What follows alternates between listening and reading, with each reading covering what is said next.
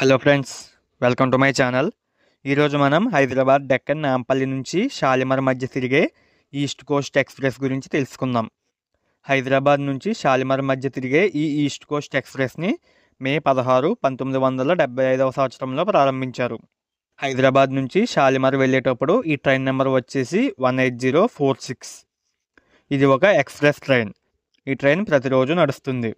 ప్రతిరోజు ఉదయం 8 గంటలకి హైదరాబాద్ డెక్కన్ నాంపల్లి స్టేషన్లో బయలుదేరి మరుసటి రోజు మధ్యాహ్నం 2:35 షాలిమార్ చేరుకుంటుంది.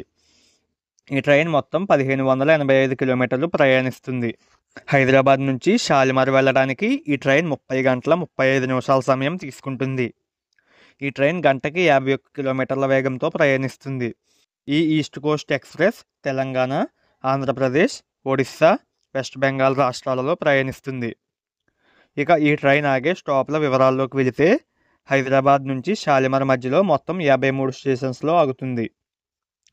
ఈ ట్రైన్ ఆగే ముఖ్యమైన స్టాప్ల వివరాల్లోకి వెళితే హైదరాబాద్ డెక్కన్ నాంపల్లిలో బయలుదేరిన ఈ train Secunderabad junction, Kazipet junction, Warangal, Khammam, Vijayawada junction, Eluru, Tadepalligudem, Nidadavolu junction, Rajahmundry, Samarlakota junction, Annavaram, Tuni, Anakapalli, Duvvada, Visakhapatnam junction, Vizianagaram junction, Srikakulam road, Palasa, Ichchapuram, Brahmapur, Khurda road junction, Bhubaneswar, Cuttack junction, Bhadrak, Kharagpur junction, Santragachi junction స్టేషన్లో ఆగి తన గమ్యస్థానమైన షాలిమార్ చేరుకుంటుంది.